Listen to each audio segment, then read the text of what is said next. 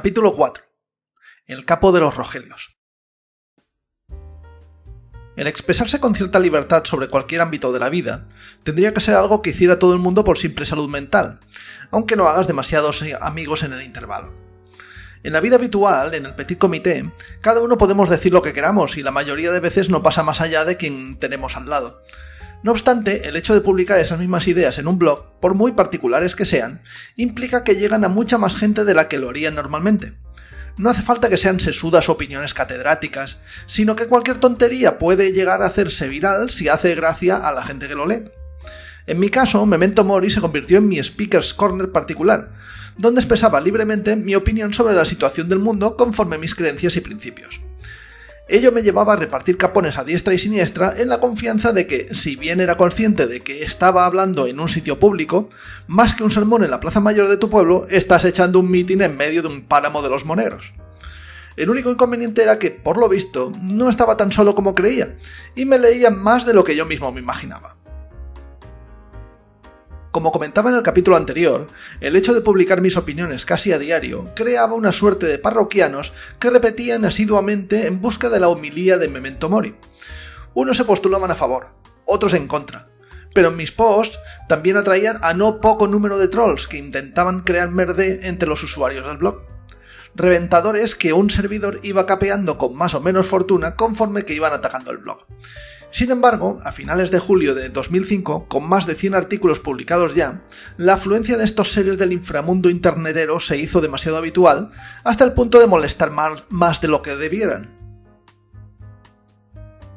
En el artículo 108, llamado El tortuoso camino a seguir, en que explicaba la apuesta del gobierno de Londres para acabar con el IRA dando una salida política al Sinn Féin, en oposición a la retórica contra Batasuna Yeta del Partido Popular, la CECI me avisaba de lo que se cocía en uno de los foros de gruporisa.com, un foro de oposición, léase desbarre/difamación, al gobierno de José Luis Rodríguez Zapatero, de la cuerda de Foro Coches, y que tomaba el nombre, y algo más que el nombre, de una de las secciones del programa de Federico Jiménez Los Santos. Como puede fácilmente imaginar, muy de izquierdas no eran. En uno de esos foros que, por desgracia, no ha dejado rastro en internet o no he sabido encontrarlo, se hace pública una lista de blogs de izquierdas, rojales o rogelios en el argot de la extrema derecha, a los cuales hay que ir a boicotear sí o sí como parte de su lucha contra el gobierno de Zapatero, ya que creábamos opinión. Y uno de los foreros, recordar que Vox no había emergido todavía, suelta lo siguiente. No estoy de acuerdo con vosotros en que hay que ignorar estos blogs de los Rogelios, hay que entrar y darles fuerte, debatir, discutir, y si no hay tiempo para ello, volverles locos como sea. Una lista que estaría bien copiar y distribuir por ahí, hay que luchar por el espacio de la blogosfera, amigos. Acabáramos. La mente calenturienta de la fachosfera española, en un momento en que las redes sociales no existían, se había confabulado contra nuestros blogs porque nos consideraba una amenaza organizada contra los populares.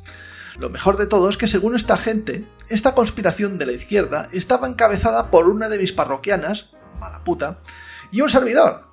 O lo que es lo mismo, que yo que pensaba que estaba poco menos que orando en el desierto, no solo me leían, sino que incluso me veían como un líder de opinión a favor del gobierno. ¡Toma ya!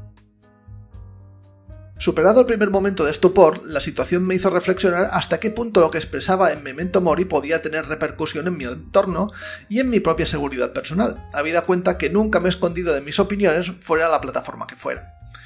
Los trolls que me acusaban de cabecilla de la izquierda, de instigar contra el PP y de Rogelio, ni me seguían ni me habían leído en absoluto, porque si no habrían sabido que criticaba al PP, a ZP, a Carlos Rovira, a Pujol y al Sursum Corda que se me ponía por delante, por lo que decidí seguir escribiendo sin mucho remordimiento. Más que nada porque me enteré de esta nueva faceta de azuzador de masas un poco antes de irme de vacaciones, por lo que, tras un mes de desconexión, cuando volví ya ni me acordaba de ello.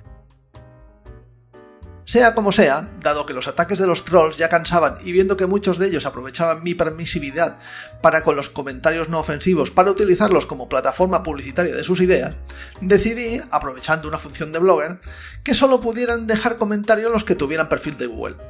De esta forma eliminabas de un plumazo la posibilidad de comentar de forma anónima, lo que les quitaba la careta para desbarrar libremente. Encima, y por si fuera poco, antes de publicarlos tengo que aprobarlos, por lo que las posibilidades de que un racista, un conspiranoico o un terraplanista aprovechen los comentarios de un blog en ascenso como es Memento Mori para publicar sus aberrantes ideas en Google es mínimo. Hablando de ascensos, la semana que viene os explicaré mis primeros escarceos con la viralidad y una pornostar de por medio.